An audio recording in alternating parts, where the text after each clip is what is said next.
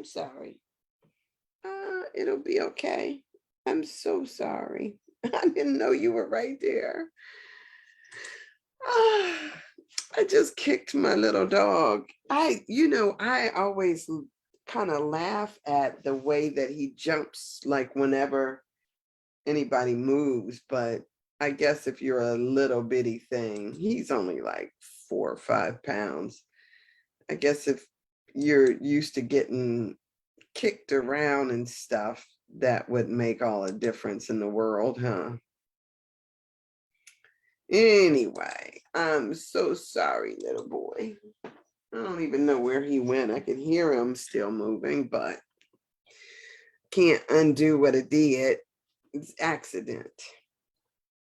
At least this one can hear me, though, as I apologize to him and acknowledge that I did, in fact, kick him. Oh, what is that? Smells. Doggy smells. Good morning. It's Friday, as Winnie would say. It's Friday. And good morning to you. And it has woo, woo, woo, woo. It's a good day.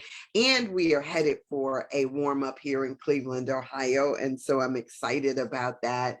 I'm excited. I get excited about life, as you know. So I am thrilled to be here on this wonderful Friday.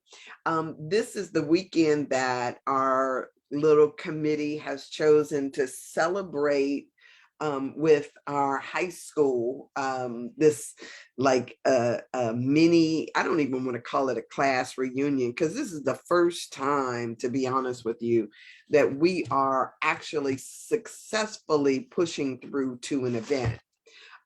We have, Rhonda and I have tried to pull together stuff before, and other people in our class have tried to pull the stuff together before, but it just did not work. And so this time we pulled together something, and we're going forward with it, not even knowing who's going to show up or if anybody will show up, but we're just saying if we get 20 people, we will be rejoicing. Out of a class of 300 some odd people. So 350, 352, 348, I forget what the exact number was. That was my graduating class out of high school, but it was quite large comparatively so. And so my class, I'll tell you this much. My class was the first class as we were going into high school was when they started busing. And so the people who I went to maybe elementary school with and then junior high school with now became split off into all these different high schools. And so our class, I don't know if there's the cohesiveness that you would have had from like of my brother and sister's generation, those that started off with elementary school together in this neighborhood, went to junior high school together, and then graduated high school together. So there was the three schools and the consecutive stuff. But when ours splintered off, it was some people went here, some people went there, blah, blah, blah, blah, blah. It was not necessarily based on neighborhoods. And so I have wanted to have a combined class reunion of, just saying, everybody from this year, we should just all get together. And, it'll kind of be like the lunchroom, the people who you want to talk to and know or whatever, you'll get to see and, all of that stuff. But whatever the case, this weekend is the weekend. We're going to do something both tonight and tomorrow night. And I've been posting that up on my page and I'm really excited about it. And I will tell you, people get to see me all the time because I do a live every single day. So and when you see me in person, people will look at me like, oh, like I look a little different than I do on here, but not drastically, because this camera does put on a little weight on you, and you get to see, what I look like with you know, whether you're seeing me in HD or highly pixelated or according to my thing, whatever it may be, this is me. And so it's always funny when I go out and I see people who, you know, and some people will come up to me like, I watch you. I love that. I love it. I love it. So who knows who will show up, but I'm just excited about this.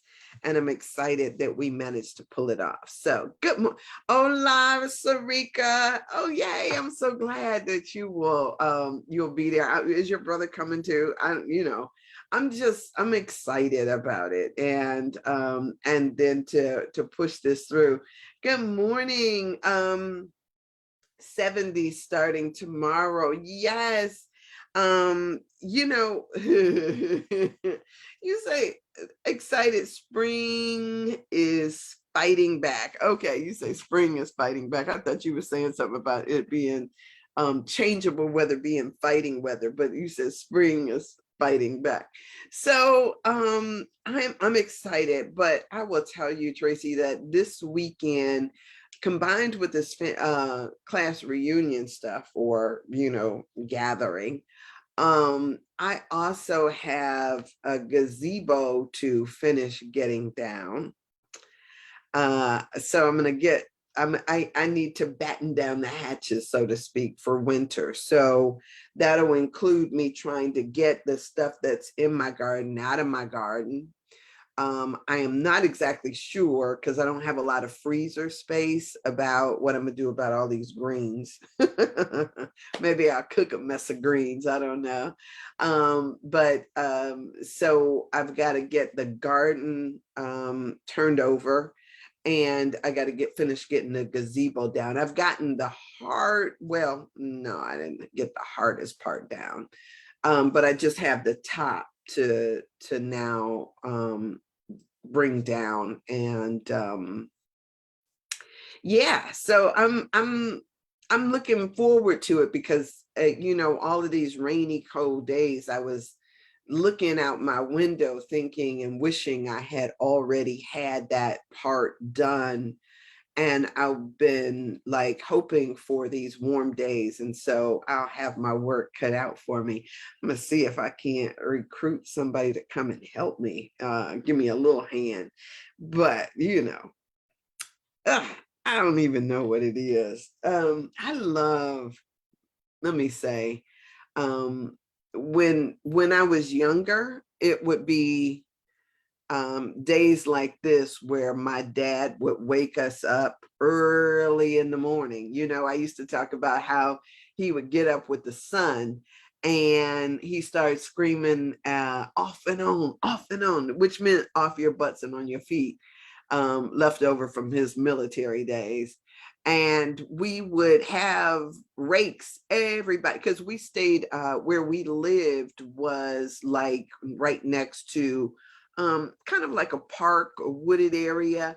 And so there was always like a ton of leaves. I mean, we would have leaves piled up as tall as, you know, as tall as I was.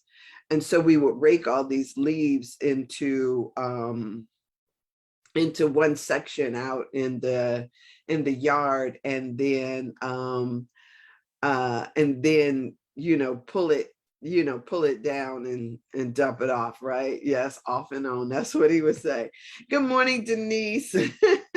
So yeah, it was it was a whole family affair, all of us working together to get all of the, you know, to get your house ready for winter and the snow and all that good stuff. So I will be in my yard doing this on my own. I need some leaves to go on top of my garden and all that stuff. But I'll take care of that. I'll handle it. I don't know what this means for you, but it seems like it will be warm through Wednesday. I'm doing the weather forecast, right? We'll be warmer through Wednesday. And so I hope you take this last ditch opportunity to go walk in the woods and enjoy the colors and, and commune with the trees as they get ready to make their sojourn within. All of that good stuff is an amazing, amazing time. I love this. Well, not as much as I love the sun and everything like that, but I do love what the fall season brings to us. So maybe I'll go walking in the woods and ask a couple of trees if they've got some messages for me, for us, all of that good stuff. Yeah,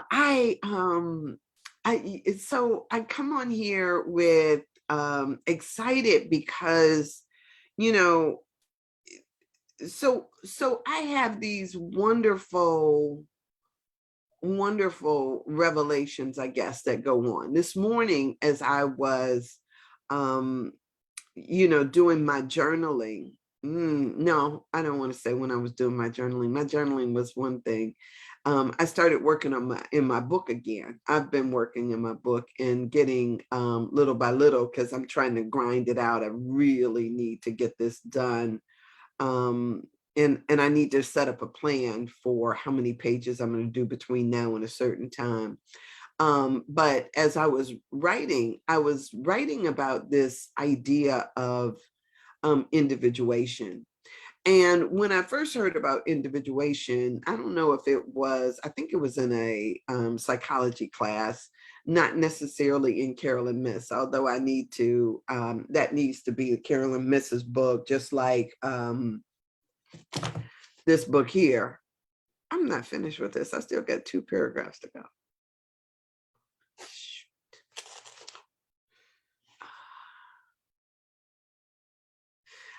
So I'm gonna have these little Bibles on my desk for probably another year, because they are so rich to me. But this idea of individuation is what happens to us not only in adolescence, but as we're younger. This idea that that, just like it says, I'm an individual. So according to Carolyn Miss, it is a necessary step in our maturation process. And without that step, what we tend to do is to have like a tribal or herd type of mentality. And what it is that it is this idea that that we must stand alone. It is the process that, if I don't know if any of y'all are Trekkies or not, but let me indulge myself for a second, because this image just came up. On Star Trek, on the generation where Captain Janeway was, there was this entity that they encountered, not just in Captain Janeway's time, but in other iterations of Star Trek. There was this thing called the Borg. And the Borg was like a collective consciousness. It was, they traveled through space in a cube. Now, most spaceships, because of aerotype dynamics, will try to have something that is sleek and flat and round and all that, things that can move through space effortlessly. But the Borg was a cube, a square, a L7 square. And these things, because they were both human, as well as what kind of they had some kind of droid technology, that they would get these eyepieces and they would have other things that would be attached to their bodies, so that would interface them into the collective. And so they would speak with one voice. I mean, because the apparatus that they had connected to them would allow them to hear the collective voice of the entire group. And so they would speak as one. One person may show up, but he is saying, "We are Borg." Now, when you think about that in where we are, there is this idea that for a time, we have this collective consciousness. I remember when I was in junior high school, and the teacher asked us one thing that we were proud of, and everybody went around the room, and we were supposed to say, "Happy Friday, Sandra," and we were supposed to tell Mr. Forsythe the one thing that we were proud of. And it was interesting because people had different little junk that they were proud of. And I thought I was so proud. And when he got to me, I said, "I'm a bishop." And he was like, "Well, what do you mean?" I said, "Well, I'm proud I'm a bishop." And he says, "Bishop as in your name?" And I said, "Yeah." He was like, "Well, that was like an accident of birth. You had nothing to do with that." And he said, told me, he was like, "Give me something that you can be proud of that is just yours." And I was like sitting there thinking to myself, like, "Dude, you must not know." You must not know about me. Right. That's what I was in that feeling. But there was a collective consciousness that I belonged to this group. My mom, my dad, my siblings, I had that type of thing. But at a certain point in our lives, we have to recognize that as much as we may be, proud to be who we are, whether you're a Henderson or a Powell or a Likes or whatever it is that your name may be, if you are Gransberry or if you're a Harris or whatever your name may be, there's this idea that, to some extent, that who I am comes out of this particular tribe, or who I am, who made me, as my brother, who is a Q, when people are hazed into, and I'm gonna use that word, I know it's not appropriate, or people say that, but when they come into a group, you'll sometimes hear people say something like, "He made me," right? Because now they had to pass through this thing. I had to pass through the my parents' making of me.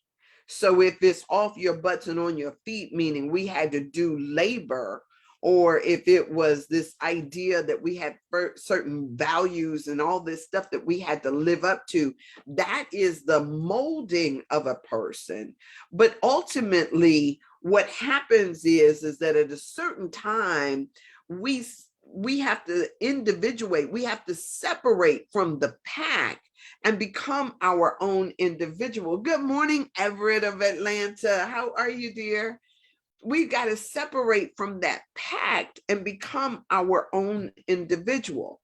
And sometimes what you'll see is that there are people who will miss this step, and sometimes of no fault of their own, because sometimes what parents do is that they seek to keep you locked into this thing. And if you don't have a reason to step outside of the group, they want to keep you within the group as a sense of protection. And so you'll see people living in their parents' basement, or still kind of in that thing, because they have this idea that they need to be up under the protection of others. But through the process of living, of growing up, some people like get that separation at an earlier age. Sometimes, what does that look like? Sometimes it means that, like Jesus, when he told his mother in the temple, "I got to be about my Father's business," right? I got to be about that business. I got stuff that I came here to do. For young men, and I know that this is true, because I watched my brothers go through it. When they started becoming, getting involved in teams, whether they were playing basketball or football or doing wrestling or something else, they started to separate. So now, when we were coming up, we were required to be around the dinner table. But as we matured, now all of a sudden you see people who the rules start to change, because now there's the separation from the family, and they start to take on different, different kind of activities and things that then take them outside and then give them a different kind of group to be in association with. So we take the values that we learned over here, now we're in association with other people over here, and that process goes on and on. So whether you're on a team, whether you join a fraternity, whether you go to a particular college, there are all these times where this separating happens. There will be people who, when that separation doesn't happen, like in those years, that will have a hard time going forward, because they're always looking for somebody to kind of cover them. It was really interesting, because I used to give my parents a lot of pushback because I didn't choose, at a certain point, I decided that I get to choose who I'm going to be, how I'm going to show up in the world, what matters to me. And I remember the push that I had to do was kind of like, when you see a swimmer and they get to the end, they push off of the rail in order to get themselves like onto the next lap. There's a pushing. Sometimes you got to buck, but there is a pushing away from. And there is this thing, people get really resentful of their parents, because there's always this, come back into the fold kind of pressure, right? Like, you've gone out there, you've done this, you've done it, and there's this, this, I need you to come back into the fold. I need to whatever. And that becomes a thing where, there's that struggle to get a loose. Now, let me shift back to the Borg for a minute. When Janeway encountered the Borg, they actually captured one of the people who was human, but also Borg. And her name, when they asked her what her name was, her designation was 7 of 9. And I used to love 7 of 9. But that was her designation. And she had a very hard time moving from we to I, to understanding that it was no longer that she was connected to a we, but now she needed to figure out who she was as an I. Why is this coming up? It's coming up because this is a natural part of the process for us to move from this space of having someone else determine how we think, how we feel, how we see, to then being able to accept on your own that you are an individual. So when you have an experience, whatever that may be, especially, and I'm talking about now for me, when I have an experience, a spiritual experience or whatever experience, when I go to the woods, when I hug a tree, when I talk to people about, this connectedness of my body, the person who has problems with that disconnection wants to test the waters and see if anybody else, if anybody else sees that. You asked a question like, ooh, does anybody else, you looking around to see, did anybody else see that?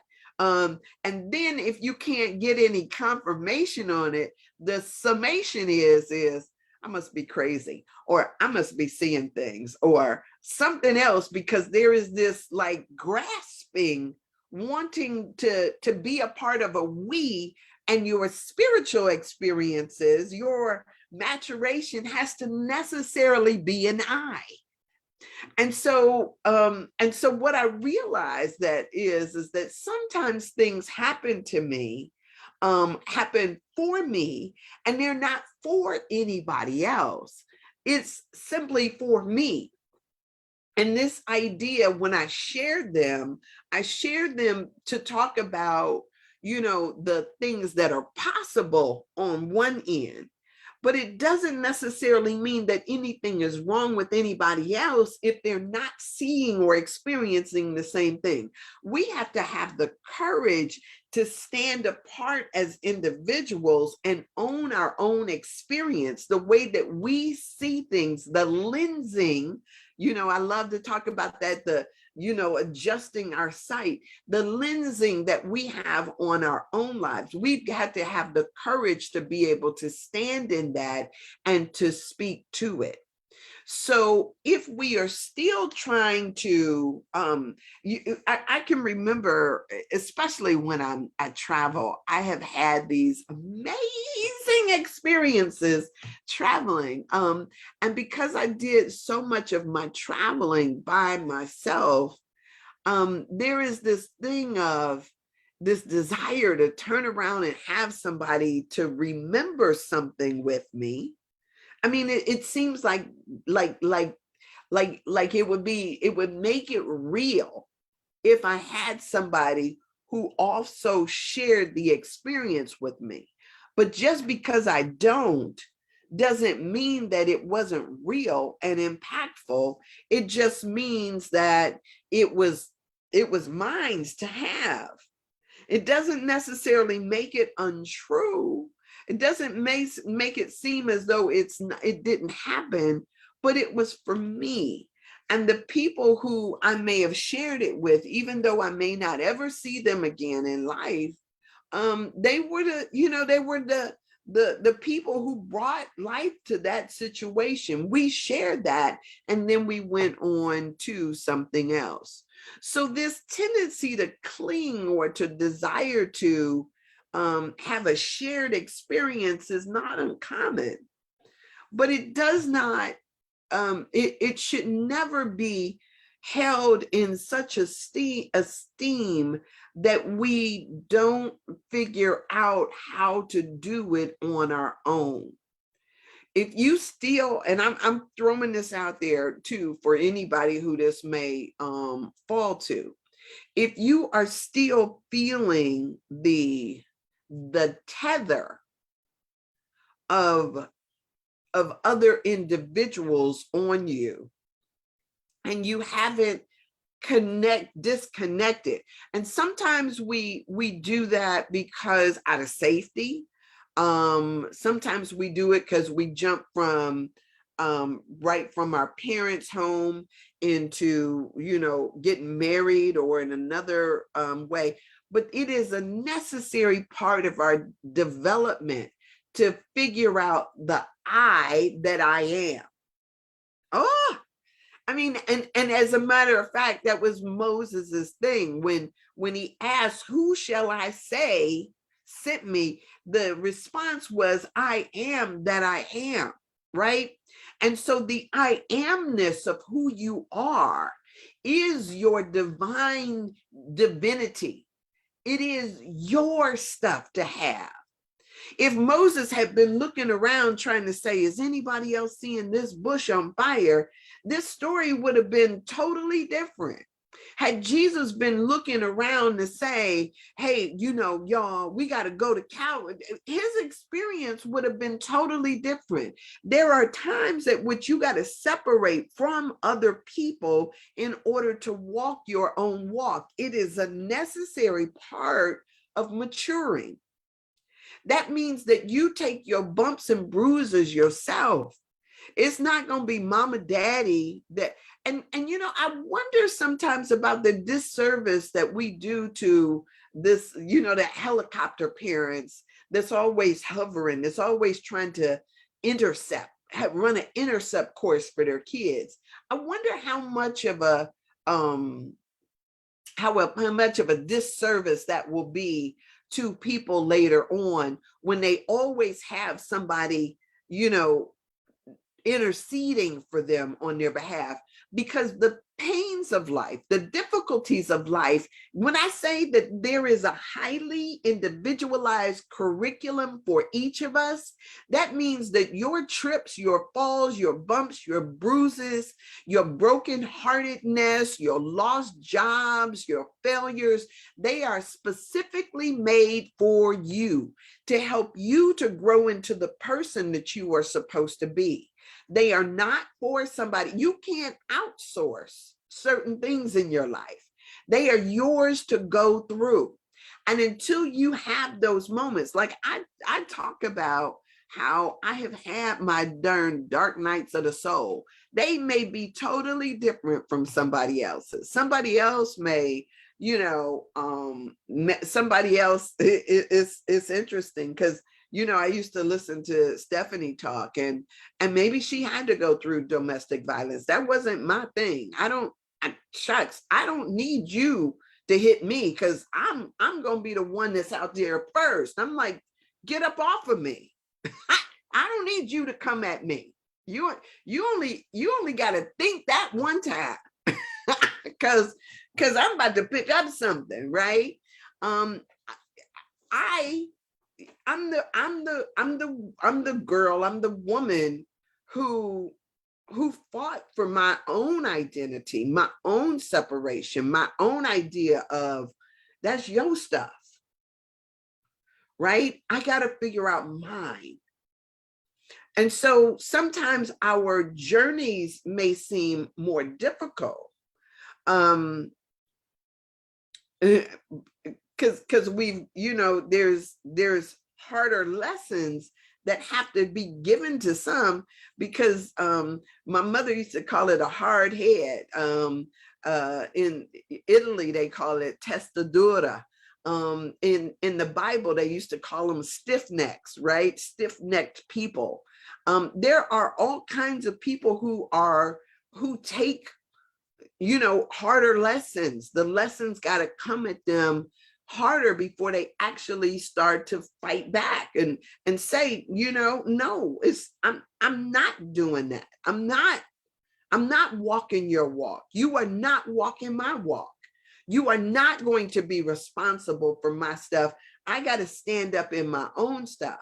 And unless we learn the necessity of that, we always are going to have somebody trying to, the image comes with a siphon in our back, sucking our energy and trying to, trying to guide our steps or do something else that is not theirs to do. So the question becomes, who are you going to be? Are you going to go to work and say, well, go to, like, let me go. I don't know that they have the, the coffee pot conversations still, or people gathering around the, the water thing, whatever. The images that we used to say. So people are sitting up there saying, well, what are we going to do? Are we going to protest? Are we going to do this, do it? I'm not that girl, right? I'm not one to look for co-signers. Thank God for that. Knock on wood. Blessed be, right? What I don't ask people for permission, and I'm not saying that everybody needs to be like me. You got to find your own truth. You got to find, how you stand up in the world. But for me, it was like, I'm just like, oh, y'all gonna be looking at me like, where's she going? What's she do? What, blah, blah, blah, right?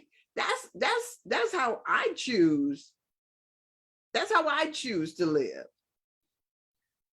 But if what you're doing is going around trying to build consensus, I get that too, right? Because politics is real. Even office politics is real. But already go in with your own mind. Already have your own mind. I used to tell people, and this is no shade on folks, but I used to tell people I already had a personality. I see people who don't have personalities. which is bizarre to me. I don't know, but part of this is to that we learn how to stand up in the world. So as I was writing this morning, one of the things that came to me was this, how we're always looking around for other people to confirm or to affirm us. Give me that. No, right? What does it mean? What does it mean to make a decision for yourself and then to stand up on that decision? That's what we got to get to, right? Let me value my own counsel. And then, it's because sometimes I just think that, I think about this gaze that people have, the judgmental gaze, as if to say, you shouldn't do that. That's like that lady, I told y'all about that. I was in an airport. It's a small airport somewhere. Like one of those little, I don't even know where it was. It could have been a bus terminal or something like that. But this lady comes clear across the room to tell me about, close your legs. I know exactly where my legs are. I grew up with that stuff. Coming over trying to tell me how to hold my, I know exactly. And she got all, I've been raised. I had parents, right? I don't need you to come across this room and tell a grown woman how to sit. And so this idea that we do things because of what other people will think, at a certain point, this idea of the I that I am becomes something that we have to live into. We've got to recognize that there have been so many people, whether we are reading it in books, whether we're getting it at home in our churches, we have had all of these people that have told us what to do, and we have never encountered ourselves. There was a girlfriend of mine's, there was a song by, what is that woman's name? Randy Crawford. I love Randy Crawford. And there's this one line in this song that says, I've been to paradise, but I've never been to me. Right? Some of us, some folks, I'll throw it. Some of us have never been to ourselves. We've never encountered a thought that isn't what somebody else has decided or determined or thought for us. Do you even like this? Do you even like yourself? Do you even, I wish I could take a poll. How many of y'all did the mirror exercise that I was talking about yesterday? How many just did the I love you? 25 was all I said on the first day. Just look at yourself and say, I love you. And how do you love yourself if you don't even know yourself, if you haven't encountered the true you? Because y'all may think that I'm on here, leading you wrong. However, you got to take ownership. Even if you are a junior or you named after somebody, right? It's still that you are the you that you are, the only you can be. And if you never have one of these authentic moments, if your whole way of doing your life is all about what somebody else thinks or what somebody else will say, then you haven't been to you. Go to the University of You. Sandra said, I do it every day. Yes, and that's what ultimately we have to do is say, I love you, and to yourself. Because we can say I love you to other people all day long, but y'all haven't done it for yourself. And so you got to sit with that in the moment and say, I love you enough to fight for what makes you happy. And sometimes that means that, we got to, can you imagine what it's like to start to try to fight for space within a relationship or within a marriage? Because, for so long we do just what somebody else wants us to do. And no shade on that, right? That's the thing. Then I sing Mary J. Blige, Good Morning, Gorgeous. Good morning, gorgeous. Yes. So, and Sandra, that brought up a whole, hey, my cousin on here, that brought up a whole, like, another thought form, because, there is one thing, because look, I don't want to lose my other thought here. Although I think I just did. But there's this other thing that, this love of self based on what we think we look like. And a lot of times what we think we look like is in comparison to other people. And so, there's this thing of, a lot of times, especially in our community, where we are on that weight scale, who the hell made that scale anyway? They trying to tell me I need to be 125 pounds. Well, I'm not that, right? And I'm not going to sit up and feel somehow inferior because I don't meet your scale. I'm not going to sit up and be critical of myself or not accepting of myself because I don't meet somebody else's determination of what beautiful is or what sexy is or whatever. This is the I that I am. And so we've got to learn how to, regardless of the what society says, and this is the struggle that Black women have had to go through. We didn't come out with those little skinny legs or long legs. We came out with curvy bodies and big booties and big noses and full lips. And it was learning to love that, learning to love the way we smell, the way our body moves, the little jiggle in our hips. It was learning to love all of that in the gaze of what white folks were doing and saying to us wasn't acceptable.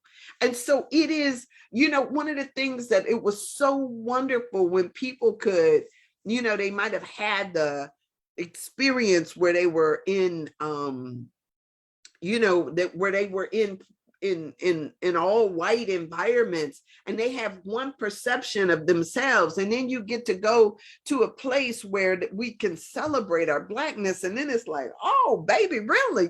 Yes. I didn't even understand that I was attractive until I saw myself through some guy's eyes. He had all these pictures of women that I just thought were beautiful and all of that. And I'm looking at these pictures. They were on his screensaver. And I'm looking at these pictures as they're scrolling by. And I'm seeing, famous people. I forget what the Black woman's name was that was in ER that they always, but I mean, it was just all of these litanies of beautiful women. And then all of a sudden there go my picture. I was like, that's me. What am I doing there? And in his mind, like if he had to put his top 25 women on a screensaver that just kind of scrolled on his thing, I don't even know if it was 25, but I was right there. And I was like thinking to myself, like, wait a minute, my boob sag. That's what I was thinking, my boob sag. And he looks at me like I was crazy. And he was like, what's the woman's name? Pam Grier. He was like, well, what do you think that after a size what that they not supposed to be any other way? Oh, really? Who knew? I mean, it was just, so it's one thing, the idea about our appearance. And it's something else to love the you that you are internally that has absolutely nothing to do with what your body looks like. It is learning just to accept and love you, not by comparison, but as you are. Good morning. Good morning, Kim. Oh yeah, I did enjoy myself at the party. Thank you. You know, I could, girl, I go any place and I just dance my butt off. I have a party all by myself. So I did. Thank you for having me at your wonderful birthday party. So, so it becomes this thing of just learning how to celebrate and individuate and to accept you as you are. So not this idea of anybody else's stuff, but in in me, what is it that I see? What is it that I think? And here's the thing, because I always tell people, I don't begrudge anybody their opinions, but have one. Not something that you heard on TV, not something that you're, you know, regurgitating from somebody else, but have one. Actually think about it. What do I bring to this? If I had to look at this and I don't, you know, and I don't have to be like anybody else, I don't have to say it like anybody else, I don't have to think or feel it like anybody else, what is it that is mine? What is it that I feel? What is it that I believe? What is it that I think?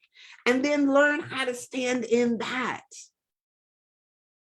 Because unless and until we do, you know, like I was telling y'all, my ancestors was trying to tell me, Sandra, what you can and cannot do. They, you know, I'm feeling the pressure of carrying all these women on me and all of these experiences and telling me this and telling me that, what good girls do and what, you know, what they don't do and all of this stuff. Get on back, get behind me, right? Because I'm living in the now. I'm living forward in this moment.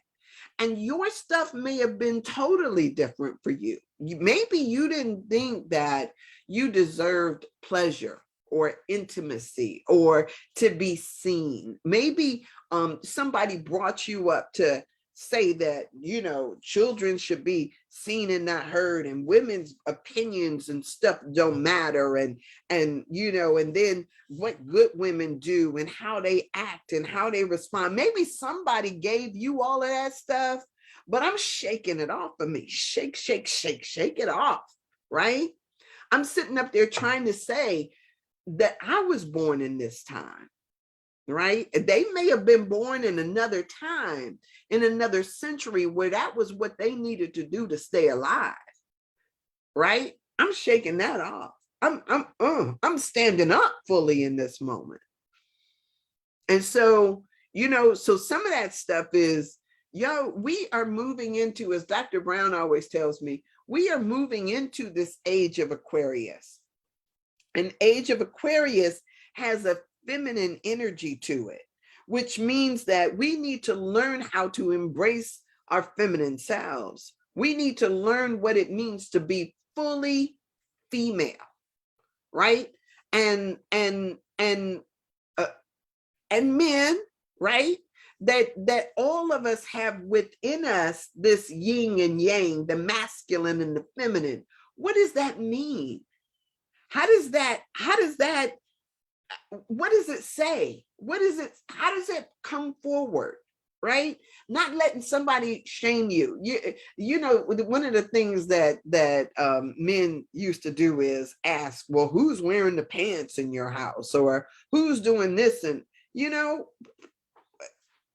and people will allow others to shame them into doing stuff that doesn't work for them, as if there is some club that you need to belong to. Individuation, that's the word for the day. And as you go throughout the day, you know, just consider that, you know, consider really if you have the courage to stand in your I amness and speak to whatever it is that you see or you confront. I don't know if you are the type that has been brought up to be a follower. If you are, you're watching me today for a particular reason. It is, when I talk about that highly individualized curriculum, it's because there is something that different that you need to consider, because you wouldn't be here otherwise.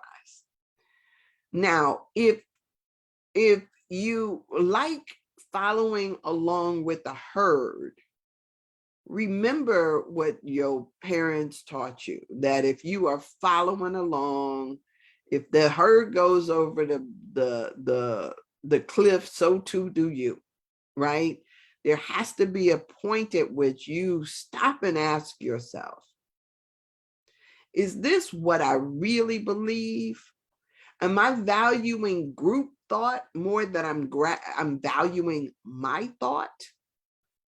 Because a lot of times what we do is we get in proximity to people and we want to identify with them. But at a certain time or a certain place, you got to say a dumb idea, even if it's shared by 1 million people, is still a dumbass idea. And it really is. The number of people believing it does not make it somehow good or smart or anything, right? There's still a society, I think, that is called the Flat Earth Society, that refuses to get with the notion that we live on a round planet. At one time, everybody believed that the world was flat, right? And just because everybody believed it doesn't make it true at all. So at a certain point, we've got to figure out, what is it that I believe? Not what does my best friend or my group or this, and because there's a lot of groups that, I belong to. I stay in proximity. I like being involved and stuff like that. But just because I do doesn't mean that I hook, line, and sinker everything that Christianity says I don't do. Everything that Democrats do, I don't believe. Everything that even my family, I don't do. I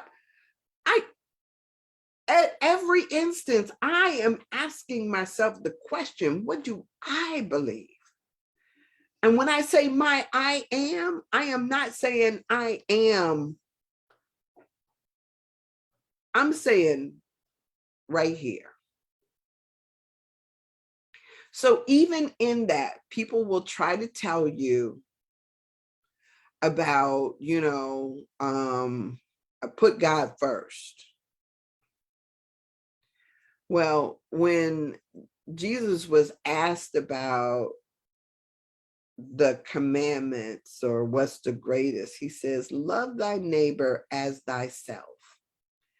If you don't love yourself enough, you can't possibly love anybody else enough. You got to first start out with self. If you didn't do the 25 yesterday, do the 25 today. Look in the mirror and say, I love you to the person that's looking back at you. Look yourself in the eye and say, I love you. I love you. I love you, right? Stuff will come up. It will be difficult. It'll tell you somehow you are not worthy, not good enough. Do it anyway.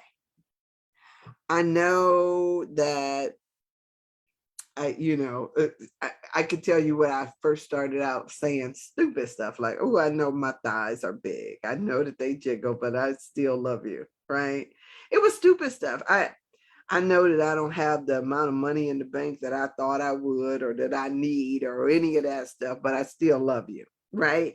is whatever comes up. I know I don't have a steady husband or boyfriend in my life, but I still love you. Y'all, you whatever. I could say any number of things. I know that they told me I got another cavity and I still love you. Right? It could be anything that comes up. I know that I stole that lipstick when I was 14 years old and I still love you. I know that I have fallen short and I love you, right? You got to look in the mirror and hear all the crazy stuff that's going to come up, all the things that people have said about you, thought about you, done towards you. Do it anyway. I love myself to do what I need to do for myself. You got to love yourself. Yes, yes, yes, yes.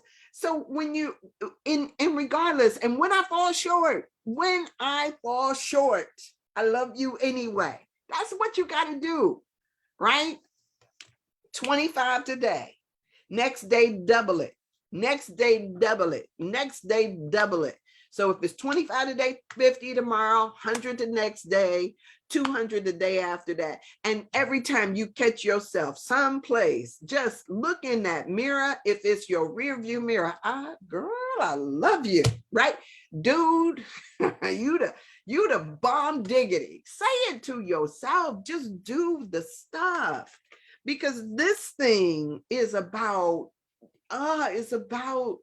learning to love the you that you are. When you get to that spot and you just start just appreciating, what God created you to be, not what somebody else, it helps you to stand up that much taller in the world. It really is. I mean, it's good. It's good. And it works if you work it. But if you are still sitting up there and you got somebody pulling you back into the fold and the tribe telling you what you ought to do and what you ought to think and how you ought to act, you have got to figure out, how do I stand on my own 2 feet? And then fight for that. Fight for it. And it's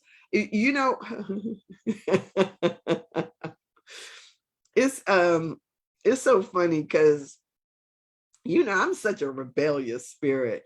I remember somebody asked me, well, why about something? And for me, I look around like I don't need a why.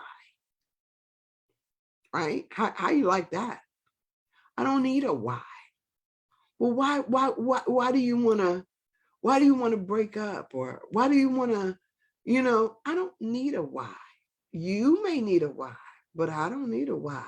It's what my parents used to tell me. My mama, she had a bad habit of doing this. She said, because I said so. Because I said so. Period. End of sentence. Right? How do you like that for apples, right? There's this powerful 2-letter word, 2 letters, N-O. Oh my gosh.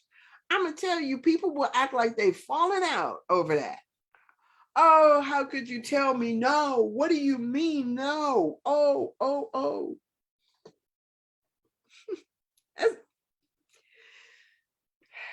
To say yes to myself, sometimes I have to say no to others. Just as simple as that. But it all comes with learning to love you. Learning to love you. That's what it comes with. All right, y'all. I have had fun today. I came on here not even knowing what the heck I was going to talk about. I still got my book looking at me like, oh, I got 2 more paragraphs. Just do it. Maybe on Monday. Maybe Monday. That's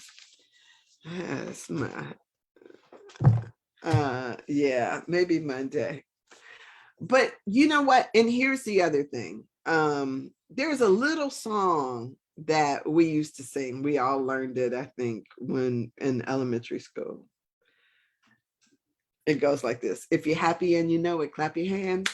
If you're happy and you know it, clap your hands. If you're happy and you know it, then your face will surely show it. If you're happy and you know it, clap your hands, right? I always say that to myself because, I used to tell people all the time, how you doing today? And they say, oh, I'm good. Well, you should tell your face, right? Because if you're happy and you know it, then your face should surely show it. If you're happy and you know it, right? That's with everything, right? If you love yourself and you know it, then your life will surely show it. It don't matter what you tell me or what you tell other people. What you think about yourself shows. It shows up. It shows up in how you move through the world, how you talk, how you walk. If you're happy, then your life reflects that happiness. It shows up in your face. It shows up in your disposition. It shows up. We always worried about and talking about the gaze of other people and what other people will think. So we say what they want to hear. It's something else when we start being consistent across the board, right? If you're happy and you know it, then your face shall surely show it. If you're secure in yourself and you know it, your face, your body, your disposition will surely show it. If you love yourself and you know it, your life will reflect that, right? If all of those things, if you that, then your life will demonstrate that. You don't got to trick anybody. It's kind of like trying to trick God. Oh, I'm gonna trick God into believing such and such. You only person you fooling is yourself, right? Let your life follow your words, right? All right, so today I hope you have a fabulous day. I'm gonna be at the Culture Lounge this evening for my class stuff. And I plan to be here tomorrow, 8-ish. And I'll do my free flow on tomorrow morning. So yeah, I'll be here. I'll be here. That's my plan. That's my plan. Because I do this for me. So yes, y'all. Blessings to you. Yeah, and do the work. Do the work. Do the work.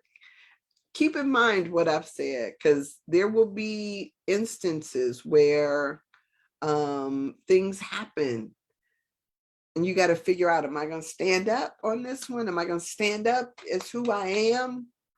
Or am I going to follow the masses, right? You got to figure it out. What's up, Shirley? Yes, you got to figure it out for you.